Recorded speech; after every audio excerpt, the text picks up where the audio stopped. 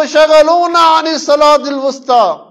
ये अल्लाह जा नबी सल्लल्लाहु अलैहि वसल्लम हिननि माण्हुनि असांखे विची नमाज़ खां रोके छॾियो आहे। विची नमाज़ असां टाइम ते अदा करे न सघियासीं। इन जे करे उमर बिन ख़त्ताब रज़ियल्लाहु ताला अन्हु मुशरिकनि खे घटि वधि ॻाल्हाईंदो आहे। इन में मालूम थियो सहाबा किराम विची नमाज़ सां वॾी मोहबत कंदा। जीअं मुहम्मदिन व अला आलिहि व अस्हाबिहि अजमईन, अम्मा बाद। क़ाल अल्लाहु तबारक व तआला फिल क़ुरआनिल मजीद वल फ़ुरक़ानिल हमीद,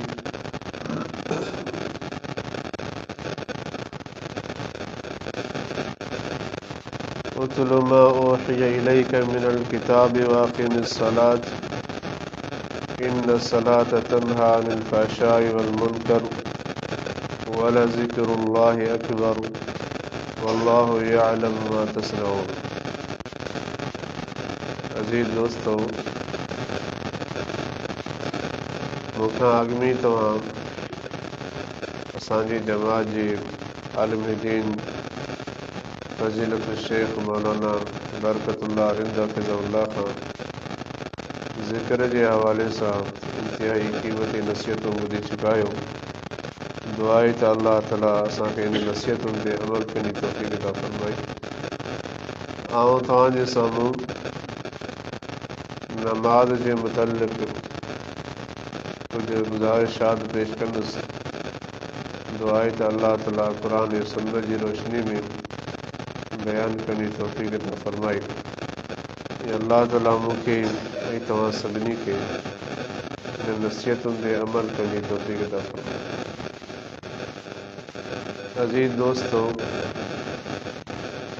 नमाज़ इस्लाम जो बुनियादी रुकन आहे। इस्लाम जी इमारत पंजनि रुकननि ते क़ाइमु आहे। उन्हनि मां हिकु बुनियादी रुकन नमाज़ आहे। नमाज जी जेका फ़ज़ीलत ऐं मक़ाम आहे, अल्लाह सुब्हानो व तआला क़ुरान मजीद में नमाज जी हिफ़ाज़त जो हुकुम कयो आहे। अल्लाह ताला फ़रमाए थो, हाफ़िज़ू अला सलावाति व सलातिल वुस्ता व क़ूमू लिल्लाहि क़ानितीन। ए मुसलमानो, नमाज़ुनि जी हिफ़ाज़त कयो। व सलातिल वुस्ता, ख़ासि तौर ते विची नमाज जो ख़्यालु रखो। व क़ूमू लिल्लाहि क़ानितीन, ऐं जॾहिं बि तव्हां अल्लाह जे साम्हूं बीहो था त फ़रमान बरदार थी बीहंदा कयो। यानी अल्लाह सुब्हानो व तआला नमाज जी हिफ़ाज़त जो हुकुम कयो आहे। असां मुसलमान खे घुरिजे त नमाज जी हिफ़ाज़त कयूं। नमाज जी हिफ़ाज़त नंबर 1 वक़्त जी पाबंदीअ सां थींदी आहे। असां नमाज खे पंहिंजे टाइम ते अदा कयूं। इन्न सलात कानत अलल मुमिनीन किताब मौक़ूता। अल्लाह ताला फ़रमाए थो, असां मोमिननि जे मथां नमाज खे मुक़ररा वक़्त ते फ़र्ज़ कयो आहे। सभ खां पहिरीं असां वक़्त जी पाबंदी कयूं त नमाज खे पंहिंजे वक़्त ते अदा कयूं। ऐं इहो बहितरीन अमल आहे ऐं अफ़ज़ल अमल आहे।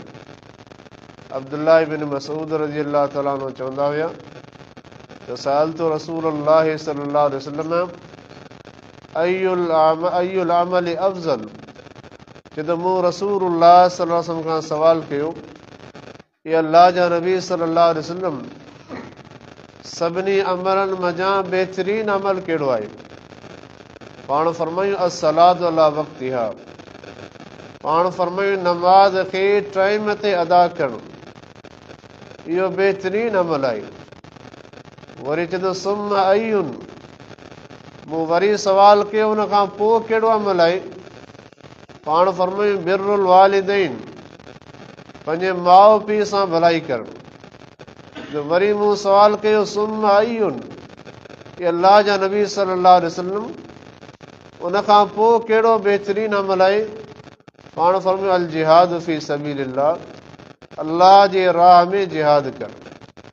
इन हदीस में रसूलुल्लाह सल्लल्लाहु अलैहि वसल्लम नमाज खे वक़्त ते अदा करण खे बहितरीन ऐं अफ़ज़ल अमल करार ॾिनो आहे। इहो बहितरीन अमल आहे, अफ़ज़ल अमल आहे। असां नमाज खे वक़्त जी पाबंदीअ सां अदा कयूं। कई माण्हू आहिनि जेके नमाज में सुस्ती कनि था।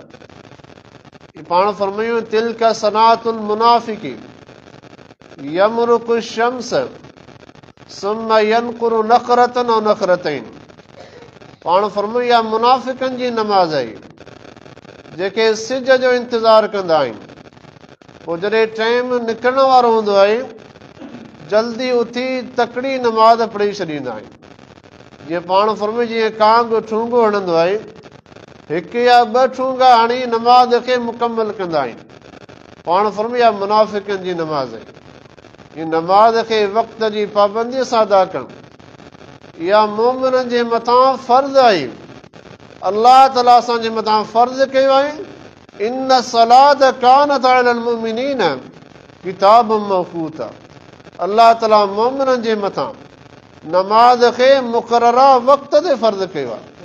लिहाज़ा असां वक़्त जी पाबंदी कयूं, पाबंदीअ सां टाइम ते नमाज़ खे अदा कयूं। इहा नमाज़ जी हिफ़ाज़त जो पहिरीं सूरत आहे। पहिरीं सूरत वक़्त जी पाबंदी आहे। ऐं नमाज़ में सुस्ती न कयूं।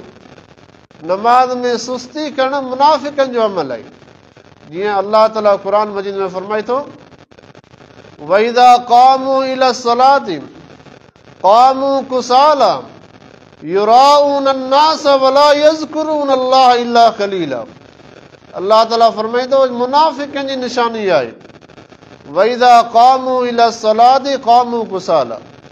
जॾहिं नमाज़ लाइ उथंदा आहिनि त सुस्तीअ सां ईंदा आहिनि, वला यज़कुरून अल्लाह इल्ला क़लीला। ऐं नमाज़ तकड़ी पढ़ी वेंदा आहिनि, अल्लाह ताला खे तमामु घटि यादि कंदा आहिनि। यानी अल्लाह ताला बि फरमाए थो इहा मुनाफ़िकनि जी नमाज़ आहे। जॾहिं नमाज़ में सुस्ती करणु इहो मुनाफ़िकनि जो अमल आहे। लिहाज़ा असांखे नमाज़ जी पाबंदी करणी आहे। बिलख़ुसूस असुर नमाज़ जेको अल्लाह ज़िक्र कयो आहे, वसलातिल वुस्ता, ए मोमिनो असुर जी नमाज़ जो ख़्यालु रखो। असुर जी विची जी नमाज़ जी पाबंदी कयो। इहा वॾी अज़ीम नमाज़ आहे। इन नमाज़ जी छा फज़ीलत आहे? पाण फरमाईंदा मन सल्लल बरदैन दख़लल जन्नह। पाण फरमाए जेको ॿ थधियूं नमाज़ूं अदा कंदो अल्लाह ताला उनखे जन्नत में दाख़िल कंदो। साहबा इकराम चयो सदियूं नमाज़ूं कहिड़ियूं आहिनि? पाण फरमायूं सलातुल असरी व सलातुल फजर। हिकिड़ी असुर जी नमाज़, विची जी नमाज़ ऐं ॿी फजर जी नमाज़। जेको माण्हू पाबंदीअ सां इहे ॿ नमाज़ूं अदा कंदो अल्लाह ताला उन माण्हूअ खे जन्नत में दाख़िल कंदो। रसूलुल्लाह सां फरमाईंदा मन फातहु सलातुल असरी फ़क़द वुतिर अहलुहु व मालुहु। पाण फरमायूं जंहिं माण्हू खां विची नमाज़ रहिजी वई ऐं विची नमाज़ पढ़ी न सघियो, गोया कि हुनजो माल बि तबाह थी वियो, औलाद बि तबाह थी वियो, अहलो अयाल हलाक थी वियो जंहिं माण्हूअ विची जी नमाज़ अदा न कई। हिनजो मक़सदु इहो आहे जेको माण्हू विची जी नमाज़ पाबंदीअ सां नथो पढ़े अल्लाह ताला हुनजे माल ऐं रिज़्क़ खे तंग करे छॾींदो। उनजे रिज़्क़ खे अल्लाह ताला तंग करे छॾींदो। उहो रिज़्क़ लाइ परेशान हूंदो। जेको विची नमाज़ जी हिफ़ाज़त नथो करे अल्लाह ताला हुनजे औलाद में बीमारियूं पैदा करे छॾींदो। तरह तरह जूं परेशानियूं घरनि में पैदा थींदियूं जेके इंसान जी हलाक जो सबबु बणी वेंदियूं। लिहाज़ा विची जी नमाज़ बरकत वारी नमाज़ आहे। इन नमाज़ जो अल्लाह ख़ुसूसी ज़िक्र कयो आहे। वसलातिल वुस्ता, विची नमाज़ जो ख़्यालु रखो। रसूलुल्लाह सल्लल्लाहु अलैहि वसल्लम जंगे खंदक बि रहिया।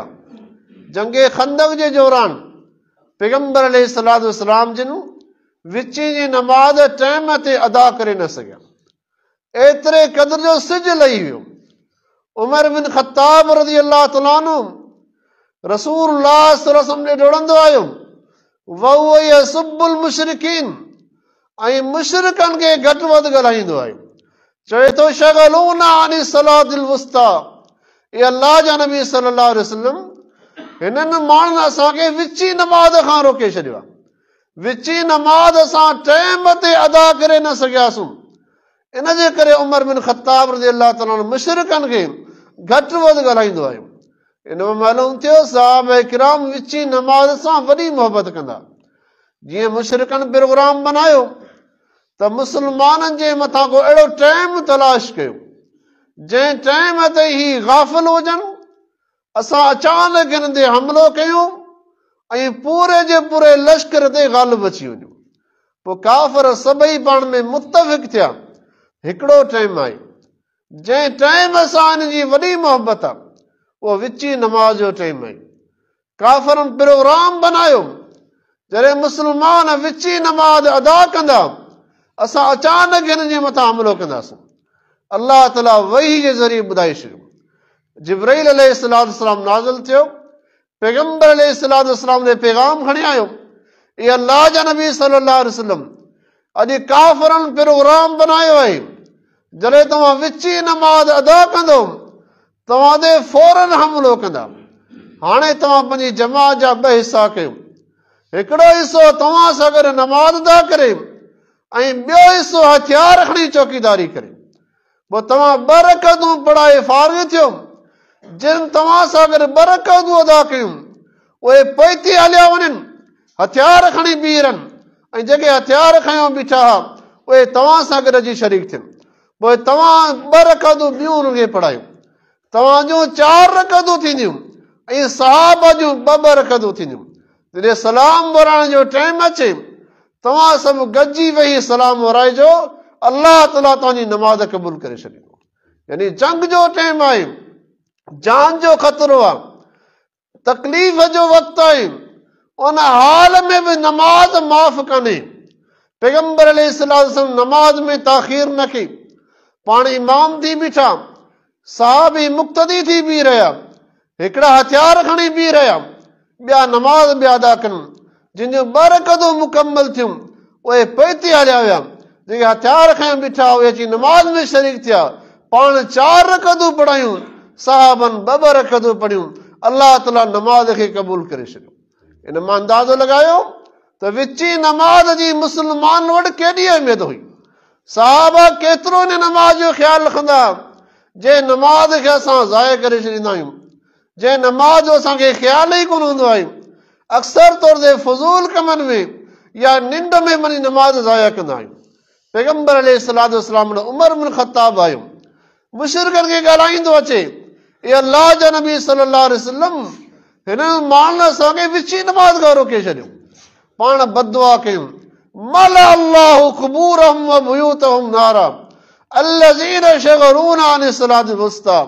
पाण बददुआ घुरियूं, पाण में अल्लाह हिननि जे घरनि खे, हिननि जे क़बरुनि खे जहन्नम जे बाहि सां भरे छॾियो। अल्लज़ीना शगलूना अन सलातिल वुस्ता, जिन माण्हुनि असांखे विची नमाज़ खां रोके छॾियो। पाण सिज लही वियो, हज़रत बिलाल खे फरमायो आज़ान ॾे। हज़रत बिलाल आज़ान ॾिनी, पाण पहिरीं विची नमाज़ पढ़ियूं, वरी तकबीर अची वई, पोइ सिज लथे नमाज़ अदा कयूं, वरी तकबीर थी, पोइ पाण सुम्हण जी नमाज़ अदा कयूं। पाण 3 नमाज़ूं गॾु अदा कयूं। पैगंबर अलैहिस्सलाम सही बुखारी में 4 नमाज़ुनि जो बि ज़िक्र आहे, यानी 4 नमाज़ूं बि रहिजी वियूं, ज़ोहर नमाज़, असर नमाज़, मग़रिब नमाज़, इशा नमाज़। पाण 4 ई नमाज़ूं गॾु अदा कयूं। हीअ इमामुल अंबिया जी नमाज़ सां मोहबत हुई, लिहाज़ा नमाज़ जी हिफ़ाज़त करणी आहे ऐं नमाज़ खे टाइम सां वक़्त ते अदा करणो आहे। सहाबा किराम खे नमाज़ सां केॾी मोहबत आहे।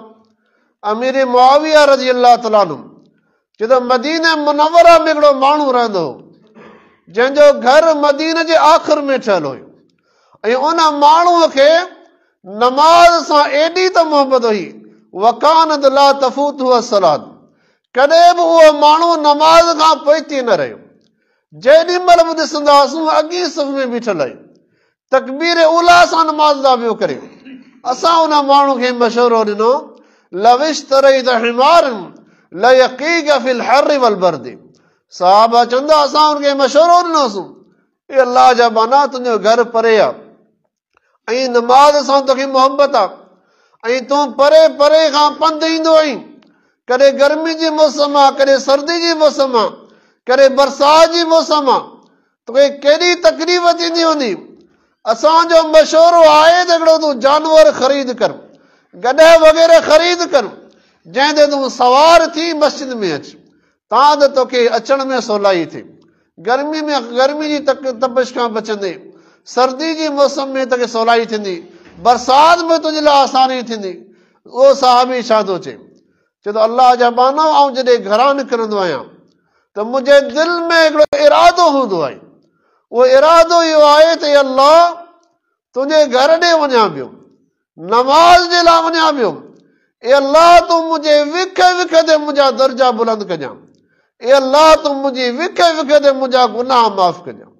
इहो इरादो खणी मस्जिद में ईंदो आहियां। जॾहिं नमाज़ पढ़ी फारिग थींदो आहियां, वरी पंहिंजे घर रवानो थींदो आहियां, वरी बि दिलि में इहो इरादो कंदो आहियां, ए अल्लाह हाणे नमाज़ पढ़ी फारिग थियो आहियां, तुंहिंजे घर मां कदम ॿाहिरि पियो कढां, पंहिंजे बचनि ॾे पियो वञां, ए अल्लाह जेसीं ताईं जेतिरा कदम मुंहिंजे घर ताईं पहुचनि, हर कदम ते मुंहिंजा दर्जा बुलंद कजां ऐं हर कदम ते मुंहिंजा गुनाह माफ़ कजां। रसूलुल्लाह सल्लल्लाहु अलैहि वसल्लम ॿिन्ही साहबा जी गुफ़्तगू ॿुधनि पिया। पाण हुनखे फरमायो, अबशिर, तोखे मुबारक हुजे, लक़द जमा अल्लाहु लक बैनहुमा, अल्लाह ताला तुंहिंजा ॿई अजुर लिखी छॾिया। जॾहिं तूं मस्जिद में ईंदो आहीं, विख विख ते तुंहिंजा दर्जा बुलंद थी विया, विख विख ते तुंहिंजा गुनाह बख़्श थी विया। जॾहिं तूं वापसि रवानो थींदो आहीं, जेतिरे विखो खणी पंहिंजे घर पहुचंदो आहीं, अल्लाह ताला तुंहिंजे विख विख जा गुनाह बख़्श करे छॾिया ऐं विख विख ते तुंहिंजा दर्जा बुलंद करे छॾिया।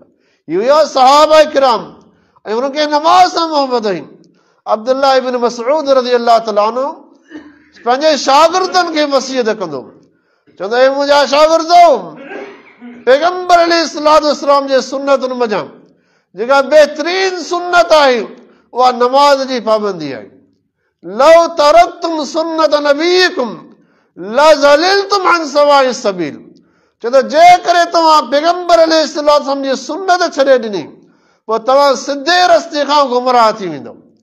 लक़द राअयतु अला अहदि रसूलिल्लाहि सल्लल्लाहु अलैहि वसल्लम कान रजुलु युहादा बैन रजुलैनि हत्ता युक़ाम फी सफ़ी।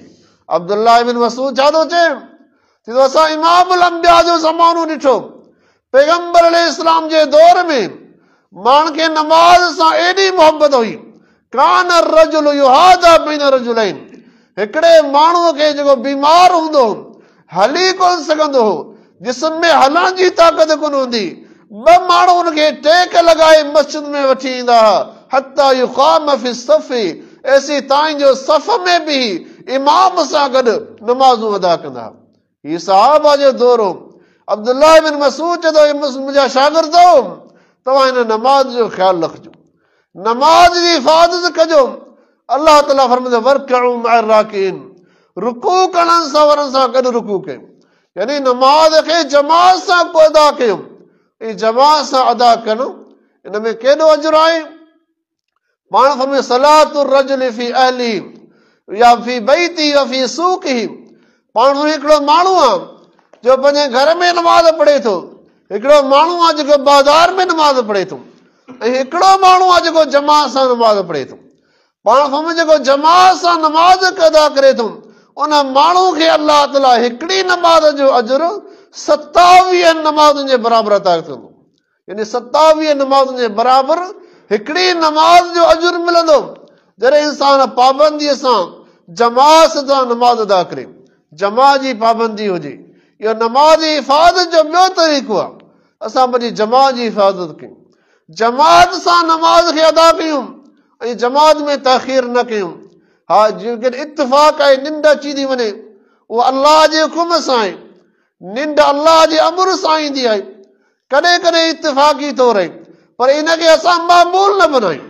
कई माण्हू आहिनि जेके आदी थी विया आहिनि, सुम्हण जा आदी बणिजी वेंदा आहिनि, राति जो देरि सां सुम्हणु ऐं सुबुह जो देरि सां उथणु।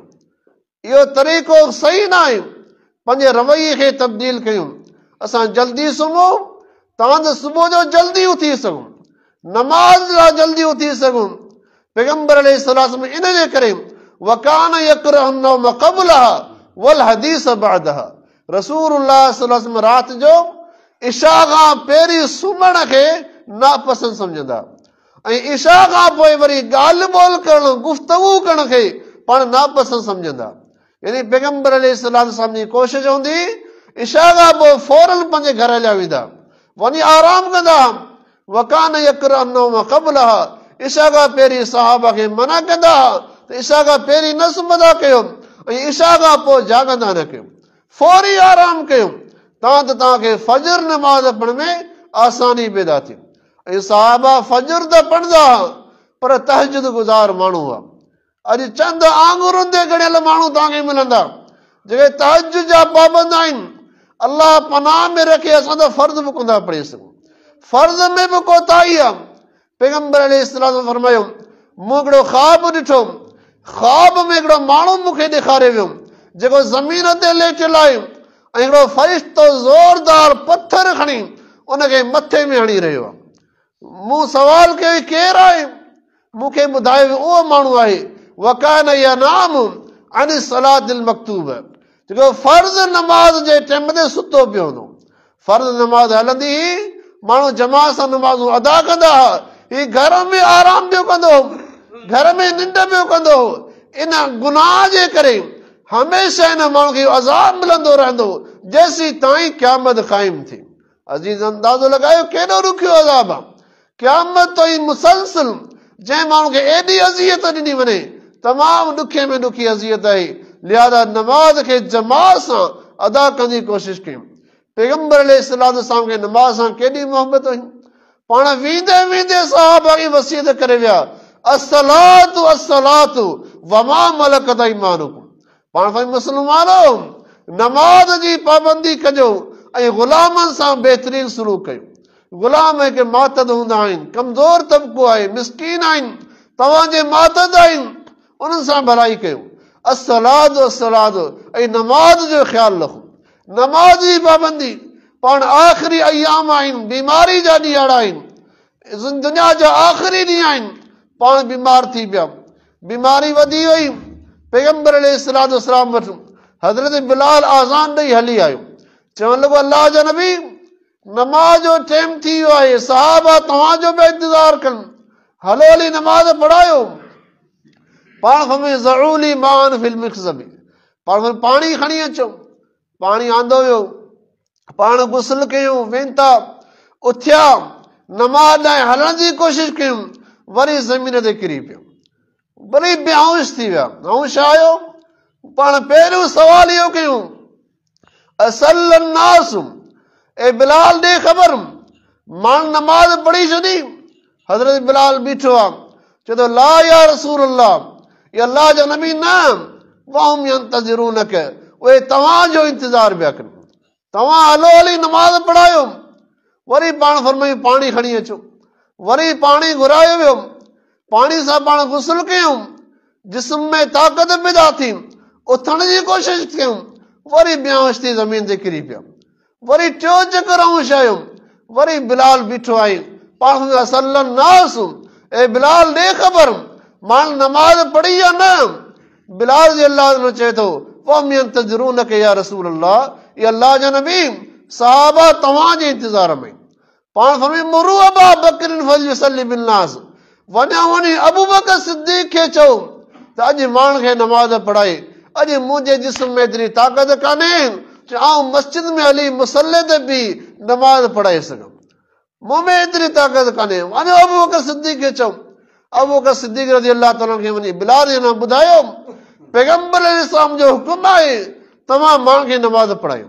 अबू बकर सिद्दीक़ रज़ी अल्लाह ताला मुसल्ले ते बीठो, नमाज़ शुरू थी, पाण जे जिस्म में थोरी ताक़त आई। रसूलुल्लाह सल्लल्लाहु अलैहि वसल्लम हिकिड़ो हथु हज़रत अब्बास जे कुल्हनि ते रखियो ऐं ॿियो हथु हज़रत अली जे कुल्हनि ते रखियो।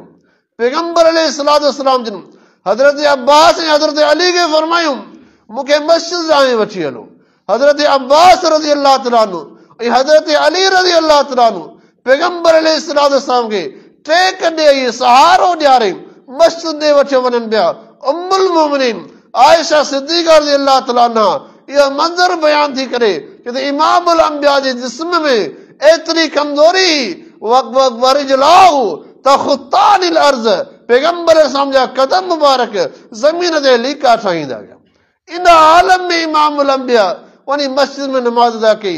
जीअं मस्जिद में पहुता अबू बकर सिद्दीक़ रज़ियल्लाहु तआला अन्हु नमाज़ में बीठो आहे, माण्हुनि पुठियां खां आवाज़ ॾिनो, अबू बकर सिद्दीक़ रज़ियल्लाहु तआला अन्हु पोइते अची आया, पाण इशारो पिया कनि मकानक अबू बकर ते बीर। अबू बकर सिद्दीक़ रज़ियल्लाहु तआला चए थो मा कान लिब्न अबी कुहाफ़त ऐं उम्र रसूलुल्लाह सल्लल्लाहु अलैहि वसल्लम। अबू बकर जी कहिड़ी मजाल आहे जो इमामुल अंबिया जी इमामत कराई, इमाम जे तव्हां लाइ कयो। पाण अॻिते वधिया, मुसले ते वेही रहिया, पाण वेही नमाज़ पढ़ायूं। इन हालम में पाण जमात में शरीक थिया आहियूं। अज़ीज़ो इहा नमाज़ सां मोहबत हुई, इहो नमाज़ सां ताल्लुक़ हुयो। साहब खे पाण वसियतूं कंदा हुआ त नमाज़ जो ख़्यालु रखिजो। हज़रत जाबिर रज़ियल्लाहु अन्हु चए थो औसानी खलीली, मुंहिंजे दोस्त मूंखे वसियत कई। जॾहिं इहो लफ़्ज़ चई रोई ॾिनई, उहो दोस्त कहिड़ो आहे?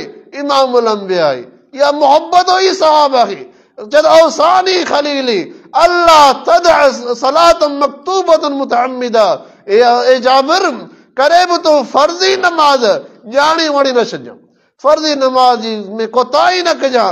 इहा नमाज़ अल्लाह फर्ज़ कई आहे, इन जी पाबंदी कजां। इन नमाज़ जी छा पाबंदी? हिकु नाबीन साहबी आहे, अब्दुल्लाह इब्न मक्तूम जो नालो आहे। इमामुल अंबिया ॾे हली आयो, पंहिंजा उज़र थो ॿुधाए, चए थो इन्नी लज़रीरुल बसरी, ए अल्लाह जो नबी सल्लल्लाहु अलैहि वसल्लम, ऐं अखियुनि खां नाबीन आहियां, ऐं ॾिसी कोन थो सघां, अखियुनि खां नाबीन आहियां।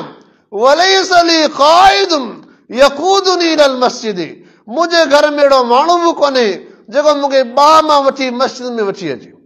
व इन बिल महाइम व इन बिल मदीनती लबहाइम, चए ए अल्लाह जो नबी टियों ज़रियो आहे, मदीने जे रस्तनि ते जीत जड़ा बि हूंदा आहिनि, ऐं अखियुनि खां ॾिसां कोन थो, को वठी अचण वारो बि कोन्हे, को जीत मूंखे ॾंगे न वञे, ऐं मज़दूर माण्हू आहियां, मूंखे इजाज़त ॾियो ऐं घर में नमाज़ अदा कयां। पाण फरमाई हलियो वञी घर में नमाज़ अदा कर। अञा अब्दुल्लाह इब्न उम्मी मक्तूम पुठ वराई त अल्लाह ताला जिब्राइल अमीन खे मोकिलियो। जिब्राइल अलैहिस्सलाम चयो ए अल्लाह जो नबी खे वापसि घुरायो। हिन माण्हू खां सवाल कयो अतस्मअ निदाम, छा तूं आज़ान जो आवाज़ ॿुधंदो आहीं? जॾहिं चवे त हाओ, त पोइ हिनखे चओ त मस्जिद में ई नमाज़ पढ़जां, घर में इजाज़त कान्हे। पाण अब्दुल्लाह इब्न उम्मी मक्तूम खे घुरायूं। अब्दुल्लाह इब्न उम्मी मक्तूम खां सवाल कनि था अतस्मअ निदा, ए अब्दुल्लाह ॾे ख़बर, छा तूं बांग जो आवाज़ ॿुधंदो आहीं? चए थो नअम या रसूल अल्लाह, ए अल्लाह जो नबी जी हा, ऐं आज़ान जो आवाज़ ॿुधंदो आहियां। पाण फरमाए सुम्मा फाजिब, पोइ तुंहिंजे मथां लाज़िम आहे त नमाज़ खे जमा सां अदा कर। अब्दुल्लाह इब्न मक्तूम नाबीन हो, अखियुनि खां नाबीन आहे, को वठी अचण वारो कोन्हे, मदीने जे रस्तनि में कई जीत जड़ा आहिनि, जान जो ख़तरो आहे, उनजे बावजूद इमामुल अंबिया जी ताबेदारी ॾिसो। तॾहिं पाण फरमायूं ए अब्दुल्लाह, पोइ तुंहिंजे मथां लाज़िम आहे त नमाज़ जमात सां अदा कर। ईअं कोन चई, ही कहिड़ो इस्लाम आहे, कहिड़ो दीन आहे जंहिंमें एॾी सख़्ती जो नाबीन खे बि घर में नमाज़ पढ़ण जी इजाज़त कान्हे। पर छा चई अल्लाह जो नबी हाज़िर, तव्हांजो हुकुम आहे, आउं हाज़िर आहियां। उहो साहबी आहे जेको फजर जी आज़ान मस्जिद नबी में ॾींदो हुयो। फजर जी आज़ान ही उहे इंसान हुआ जिनजी अल्लाह जे पैगंबर सां मोहबत हुई, ऐं अल्लाह जे पैगंबर जी ताबेदारी बि हुई। वफ़ा शिआरी ही, जेको हुकुम ॿुधंदा हुआ समिअना व अताना, फौरन क़बूल कंदा हुआ। अॼु असां कई हुकुम ॿुधी अणॿुधा करे छॾिया, कई नाफ़रमानियूं करे चुकिया आहियूं। अल्लाह जा मानो पंहिंजी इस्लाह कयूं। नमाज़ जो केॾो अजुर आहे? पाण फरमाई 5 नमाज़ूं अल्लाह तव्हां ते फर्ज़ कयूं आहिनि। इहे ॾिसण में 5 पयूं अचनि, पर अल्लाह ताला ने 5 नमाज़ुनि जो अजुर 50 नमाज़ जे बराबरि अदा कयो। इंसान 5 नमाज़ूं पाबंदी सां पढ़े, इहे 5 नमाज़ुनि जो अजुर जेको आहे 50 नमाज़ जे बराबरि आहे। हर नमाज़ 10 नमाज़ुनि जे बराबरि आहे। हिकु नमाज़ 10 नमाज़ुनि जे बराबरि आहे। पैगंबर अलैहिस्सलाम ते जॾहिं 50 नमाज़ूं फर्ज़ थियूं, पाण में राज ते हुआ, हज़रत मूसा अलैहिस्सलाम ते आया। मूसा अलैहिस्सलाम खे ॿुधायूं अल्लाह ताला 50 नमाज़ूं ॾिनियूं आहिनि। पाण फरमायूं मन सर्फ इरजी इला रब्बिक फसअलहु तख़फ़ीफ़, पंहिंजे रब ॾे वापसि मोटी वञ, उन अलाह खां हल्काई जो सुवाल कर।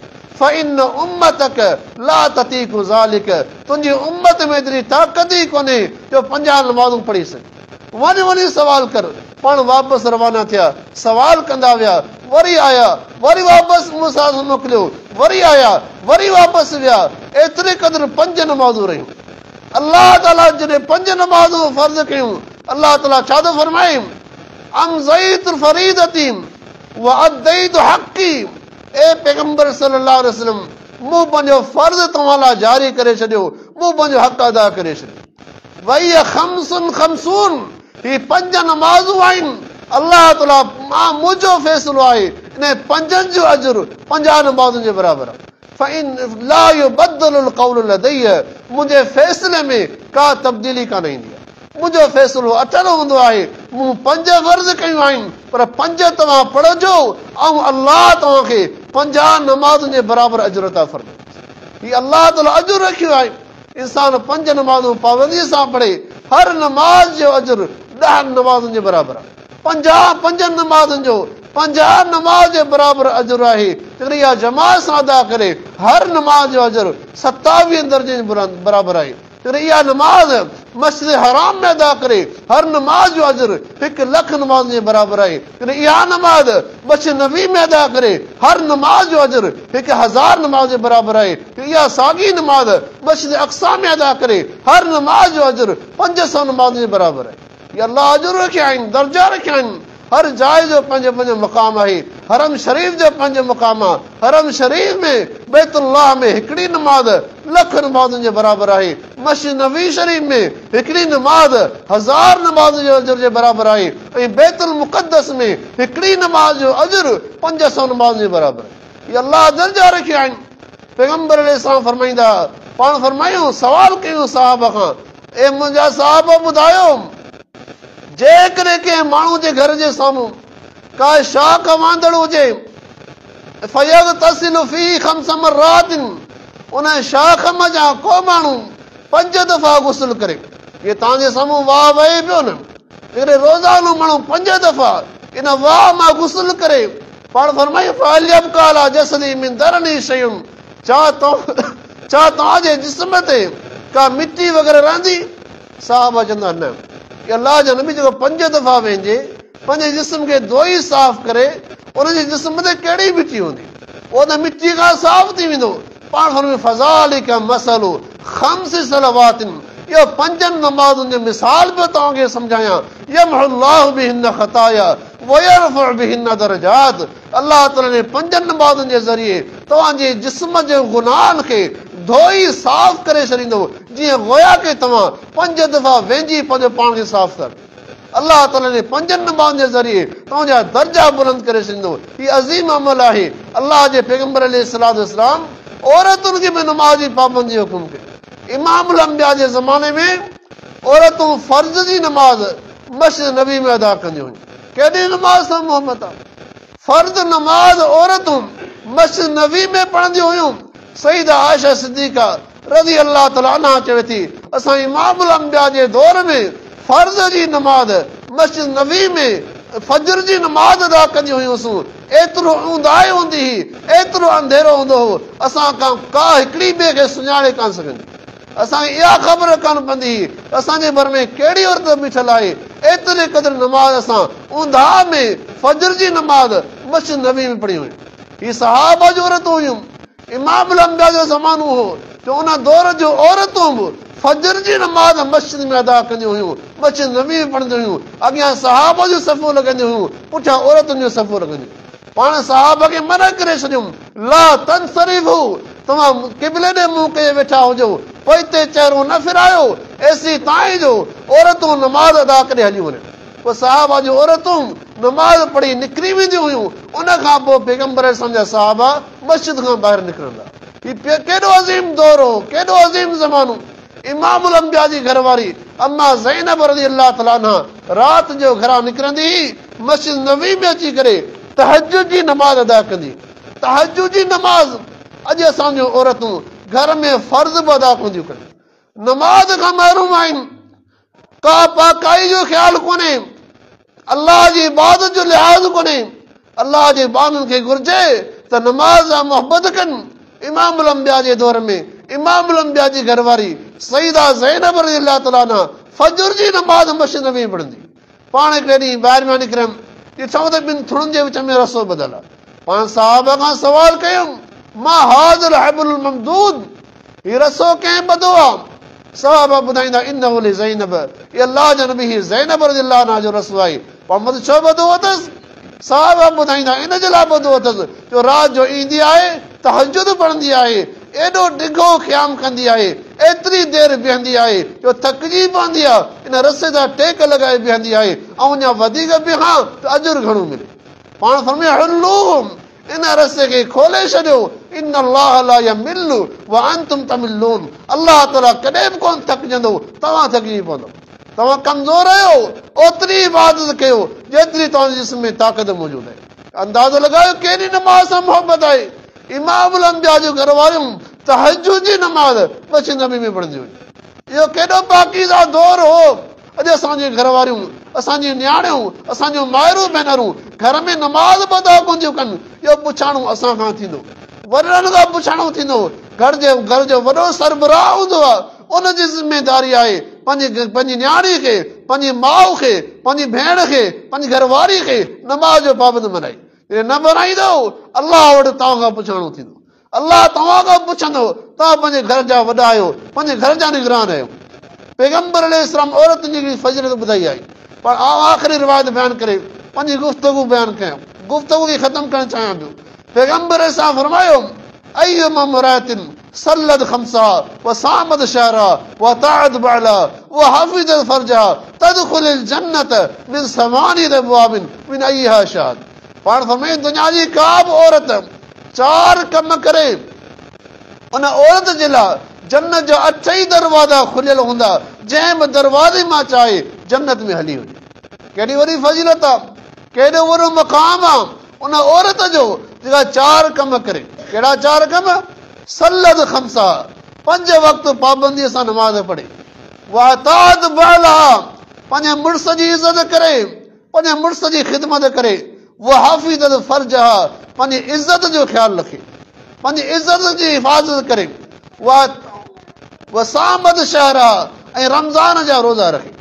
जेका औरत 4 कम कंदी, फर्ज़ नमाज़ पाबंदीअ सां पढ़ंदी, रमज़ान जे महीने जा रोज़ा पाबंदीअ सां रखंदी, पंहिंजे मुड़ुस जी इज़त कंदी, उनजी ख़िदमत कंदी ऐं पंहिंजी इज़त जी हिफ़ाज़त कंदी, पंहिंजे पर्दे जो ख़्यालु रखंदी, इन औरत जो इहा नेकी, इहो अमल एॾो अज़ीम अमल आहे, तॾहिं अल्लाह जे साम्हूं हाज़िर थींदी। उन लाइ जन्नत जा 8 ई दरवाज़ा खुली वेंदा, जंहिं बि दरवाज़े मां चाहे जन्नत में हली वञे। हीअ नमाज़ जी अहमियत आहे, नमाज़ जो मक़ाम आहे। अल्लाह ताला खां दुआ आहे मूंखे तव्हां सभिनी खे नमाज़ जी हिफ़ाज़त करण जी तौफ़ीक़ अता फ़रमाए। अल्लाह ताला नमाज़ जी पाबंदी जी तौफ़ीक़ अता फ़रमाए।